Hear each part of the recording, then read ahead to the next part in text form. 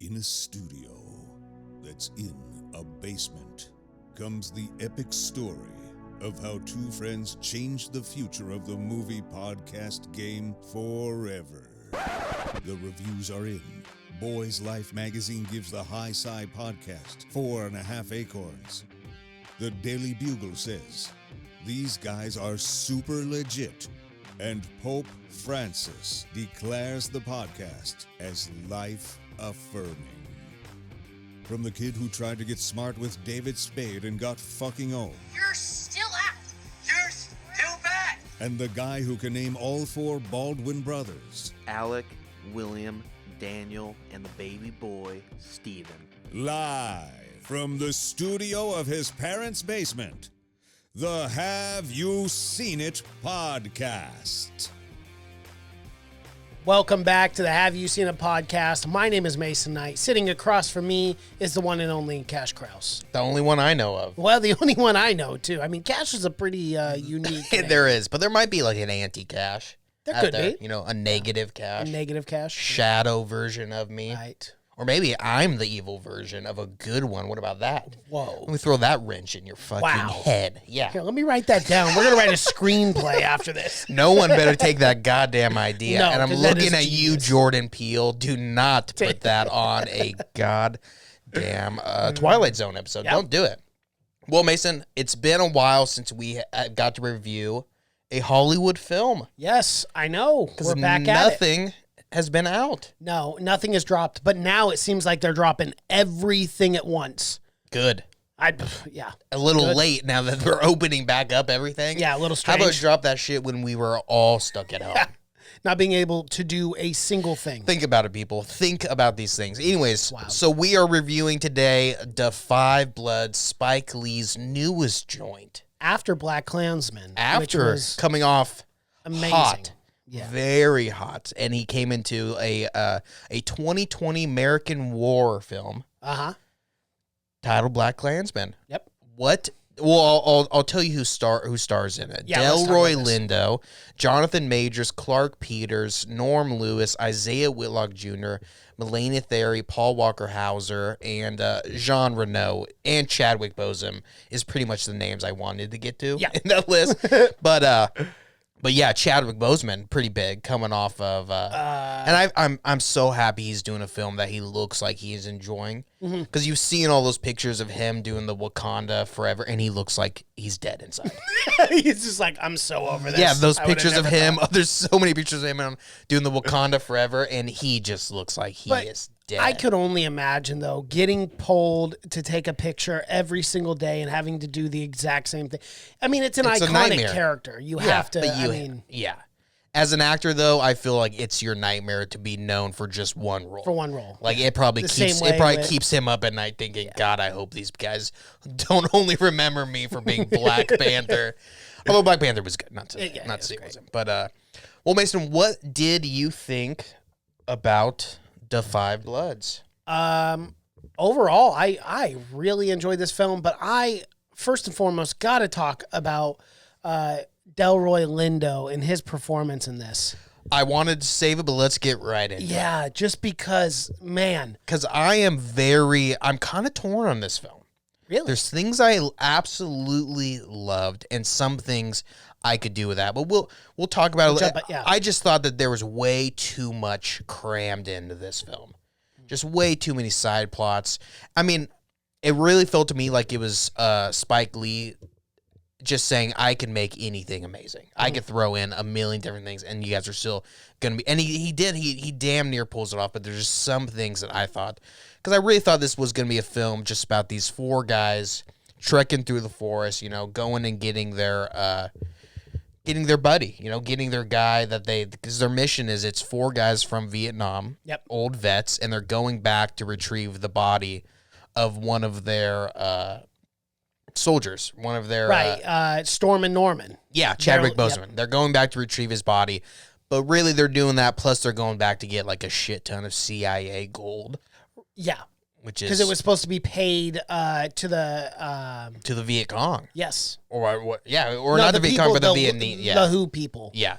fighting the Viet Cong. Who only accepted gold. They're smart. Yeah, they didn't want paper. Very He smart. said, "We're This not taking shit's that." not going to be worth anything once. But yeah, so that's the main story. But I really thought it was just going to be 2 hours of them trucking through the forest and them just really dealing with everything that comes with PTSD and how they're back in a country of a war that no one agreed with. The soldiers, the Viet Cong, no one wanted to fight. So I really thought it was going to be 2 hours of just that. But it kind of turns into like a Spike Lee's version of Rambo, where it becomes this action film towards the end. Yeah, it does towards the end. Yeah. And that's just kind of what threw me. Again, I felt like it was just, I felt it was overstuffed, the plot was. Okay. But let's talk about, that being said, Delroy Lindo gives an Oscar-worthy performance. In I my completely agree opinion, with that. the best performance of the year so Yes. far. His performance is so powerful in this film. My God, I don't see anyone beating him. I don't see anyone beating him out for Oscar. I mean, it's early, and I don't know what the landscape is looking like for Oscars this year. But man, do I think It's hard not to put him in that category. Yeah, For best actor. it's towards the end where he's great throughout the entire thing. Yes, but he when is. he's walking through the forest, and it's just that portrait shot of just him, and he's just staring in the camera, rambling on, just going on and on. It's some of the best acting you'll see all year. Well, and he had a lot of powerful scenes throughout this entire film. I mean, the relationship with his son was so authentic that I had forgotten like it was even acting. And that's really hard for me to do when like I watch so many films so often, but man, his performance was just phenomenal. Yeah, he was Great. He was amazing in it. I mean, it's by far that's the strongest part of the film. I mean, it's shot very well. Again, it's just those things that I thought they just added too much with the French girl and that whole side plot with his son, with him falling in love with like the French bomb disposal. Right, and they have that Lamb organization. And then they have the two other guys too. And then one of the other Bloods, he had a daughter, and they had to throw that in also. Yes, with Maine. There's so The girl, yeah. Tane. Again, overstuffed is how I would, and kind of messy because I felt like it didn't know where it was going at the start, but then it kind of tightens up. But yeah, and we got to talk about the score. Was fucking phenomenal. Yes, it was. When Delroy is walking through the forest and they're doing the isolated Marvin Gaye. Yeah. It's the best use of music that I've seen this year in a movie. It is so powerful. Man, it's powerful. It's amazing. I've been listening to Marvin Gaye ever since I watched this. The album What's Going On, because they play 7 Marvin Gaye songs from What's Going On. Wow. Yeah. But yeah, those isolated the isolated vocals of him walking around in the forest was amazing. It was jaw dropping. It was awesome. But I love their use of, or I love Spike Lee's use of pop culture. You know, the editing was also really strong. Yes, it was. With editing, like the pictures of like Agent Orange and just all the pop culture things going on. The Olympics, them standing up and putting the arm up and stuff. It's well, and it's also great. like you go through all the Vietnam films. There was never a Vietnam film, at least that I'm aware of, that told from the black perspective. Oh yeah. You know what I mean? And this film did that. In something in the way Spike Lee like puts films together, like he'll throw statistics and stuff at you that you were unaware of. I was unaware, which I knew that African Americans take up I think 11% of the population. 10 or 11 is what they were saying in the film, but they made up 1/3 of the entire army or in the entire fighting force in Vietnam, and they would send them in the front lines. Like, that's baffling. Well, because they couldn't 1/3. because they couldn't get out. They couldn't say they were going to college. They couldn't say they had some rich daddy or anything like that. They had no excuse. So they preyed on him. They knew that they would have to go. And yeah, and it's a timely movie that was like, I mean, it was made, probably 2 years ago or whatever when they started filming, but it's such a timely movie of what's going on right now that you would think, oh my God, it was almost like Spike Lee saw what was going Saw on, the writing then on the went wall. back and because it's so, I mean, it's the same shit. Like you said, 1/3 of the soldiers, and when they came back, they treated them like Garbage. like they weren't real Awful. people. Yeah. So, but again, that when they worked. use those clips from like Muhammad Ali That's what I'm talking saying, about yeah, like yeah. how you guys expect me to go and fight when I don't even have and fight for my rights when I don't even have rights here. Yeah. They're using those famous clips. Yeah. From the great Muhammad Ali. Yeah, and that was an amazing intro. They introed Muhammad Ali, and then they show Agent Orange. Yep. But the way they do it, where it's just like the still pictures, I love that. It worked very well because it almost feels like you're watching a documentary.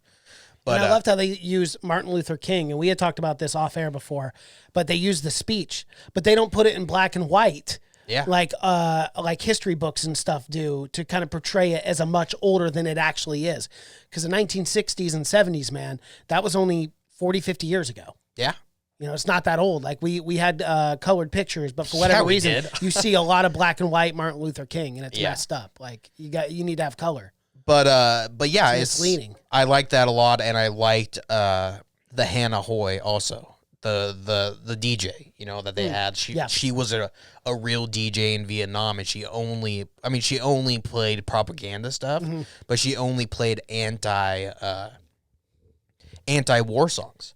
So it's just, imagine that you're already in a fucking jungle, a place 1,000 miles from your home. It's a miserable fucking 90-degree, 100% humidity.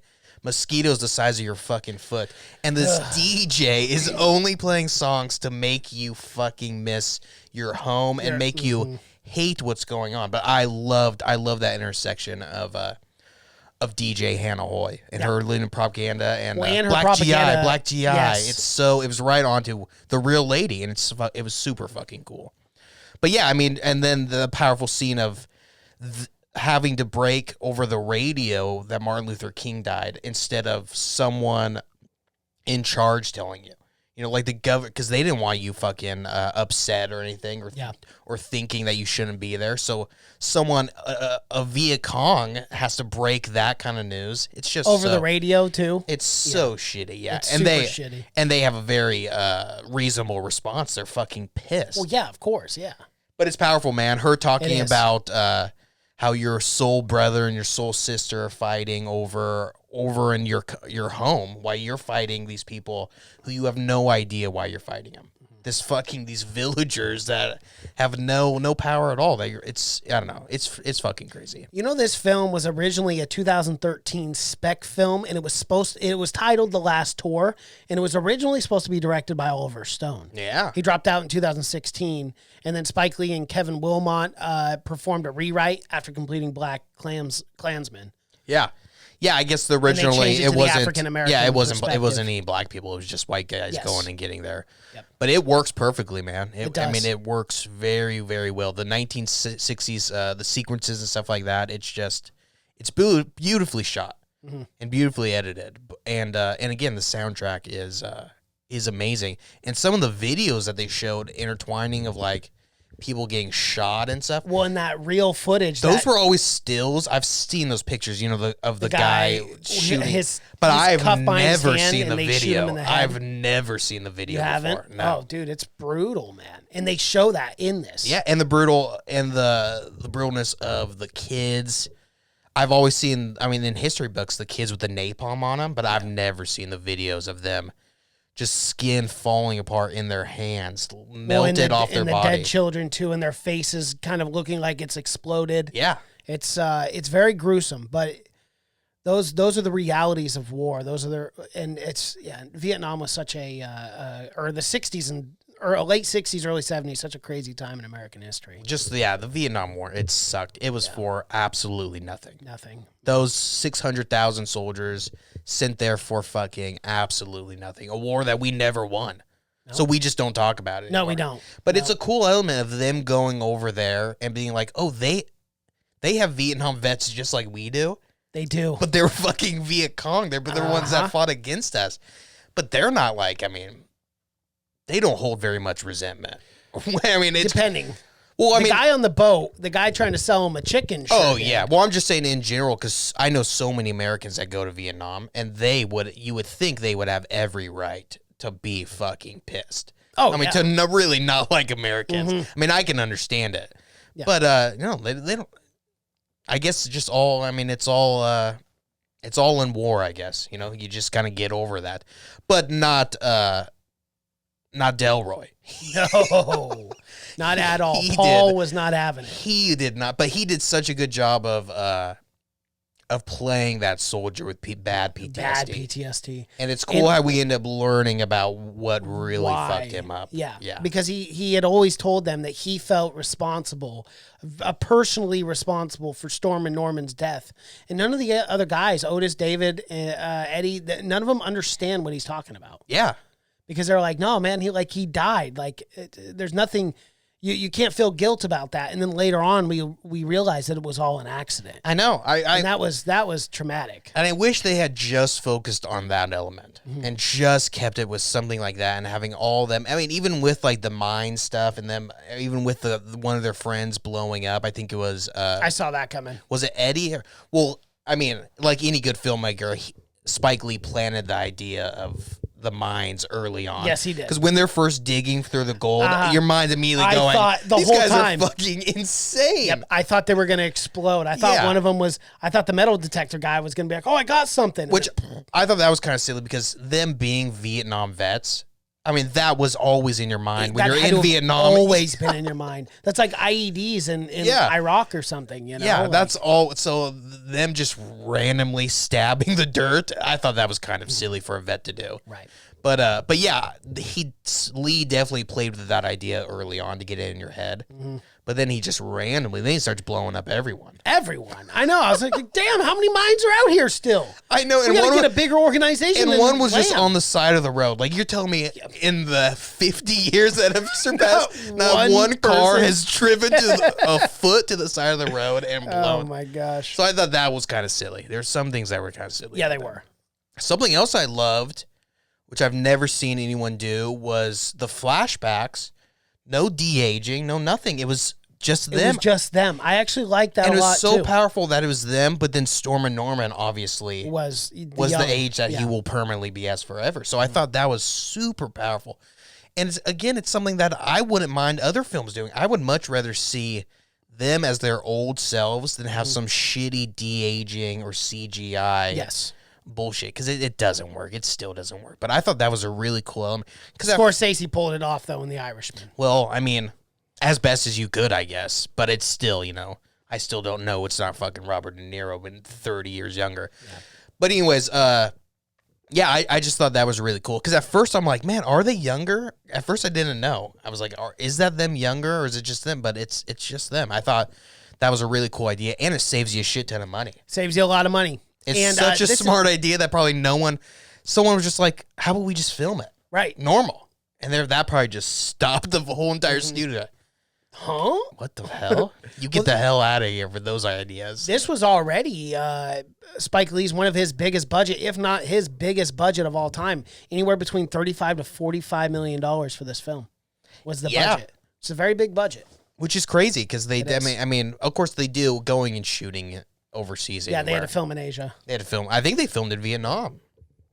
Hopefully. Well, yeah, I would hope. I would assume so, but I mean, possible that they didn't. What a long runtime too, hour and 54 minutes, 2.5 hours. Man. I know one of Lee's longest runtimes for films, and again, that was probably my biggest complaint was they tried to stuff too much, and that made that runtime.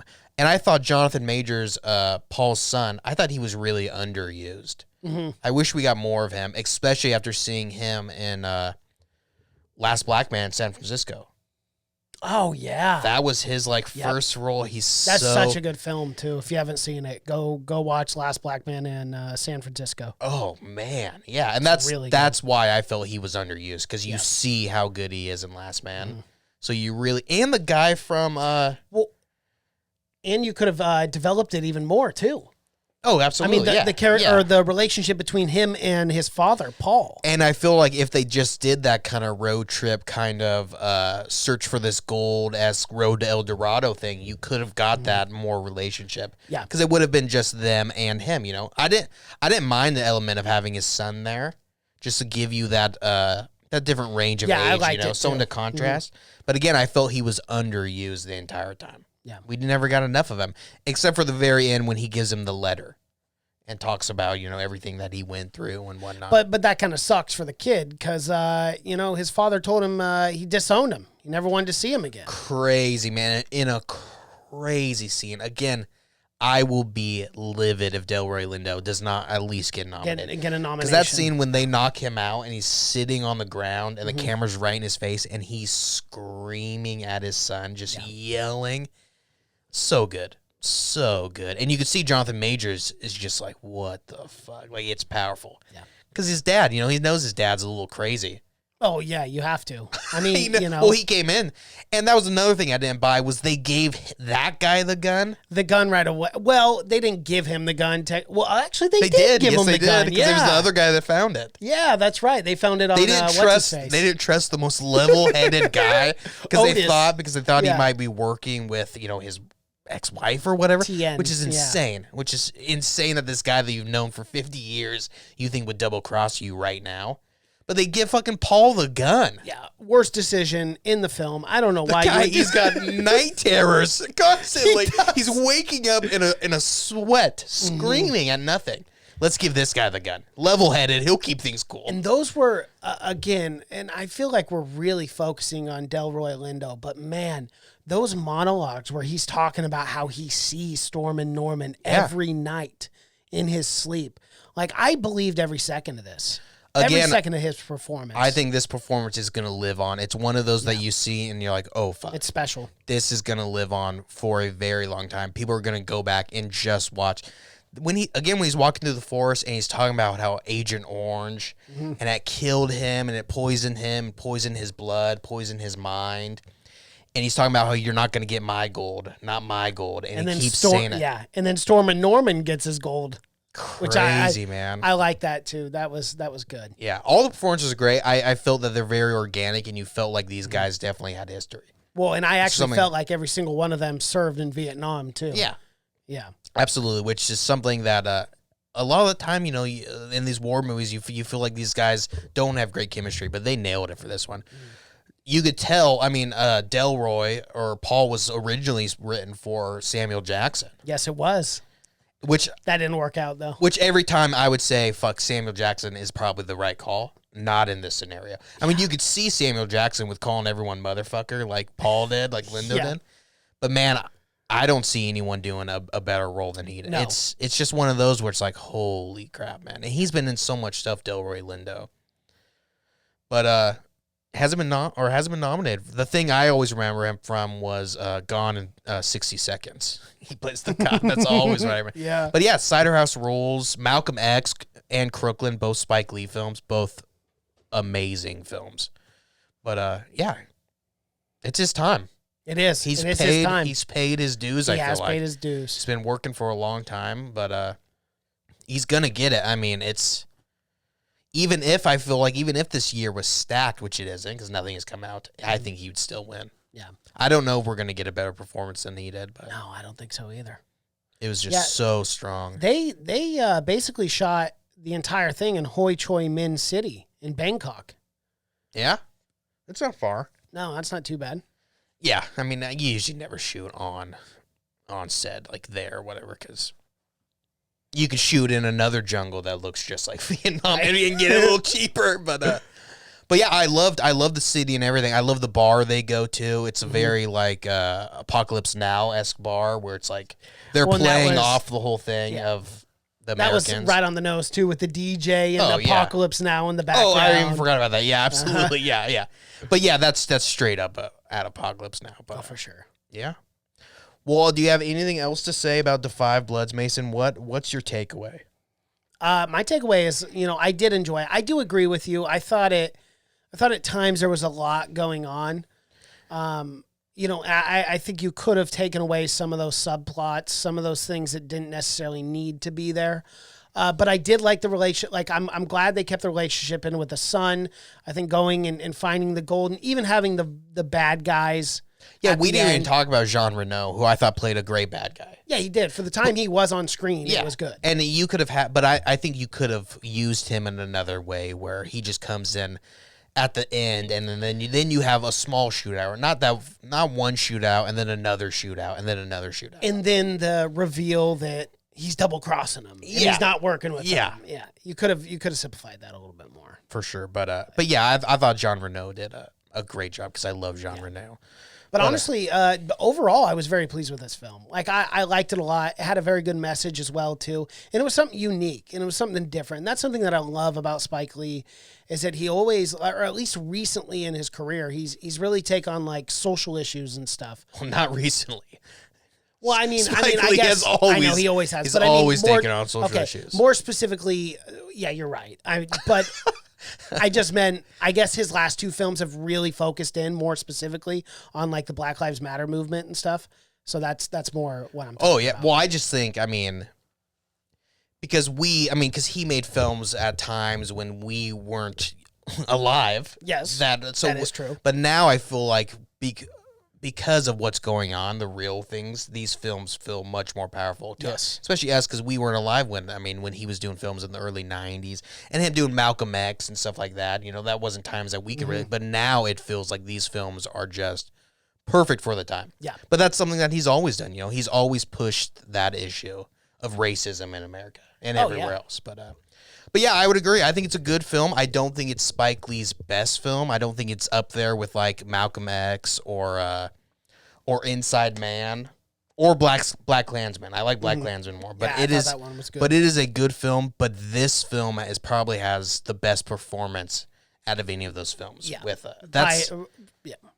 That's my takeaway from this film, is that Delroy Lindo just fucking knocked it out of the park, man. I'm going to go back and just watch those scenes he's in. I guarantee they're already posted on YouTube. Oh, probably. Of just those scenes of him walking through the forest. And just him getting tangled in the vines and everything. It felt so fucking organic. Like they just set a camera up at there and they just said, okay, go crazy, Delroy. And crazy he went. Crazy he went. And just like the continuity with like them just drenched in sweat constantly. And how his son or whatever starts out with that shirt that's white, and by the end of it, it's fucking brown. Mm-hmm. It's disgusting. Yep. So I liked all that. But yeah, it was good. It's worth watching for sure. It's probably the best movie out right now. Alrighty. Well, that is our review for Defy Bloods. If you guys like what you've seen here, please be sure to like this video, comment below, subscribe to the channel, and hit that bell notification as we drop videos here every single day. Check out our social media pages, Twitter, Seen It Podcast. Cash is on Twitter. That's just Cash. Instagram, Have You Seen It? Facebook, Have You Seen It Podcast. Spotify, iTunes, SoundCloud, Google Play, Stitcher. If you are listening on audio format, thank you so much for watching. My name is Mason Knight. That is Cash Kraus. And until next time. Bye.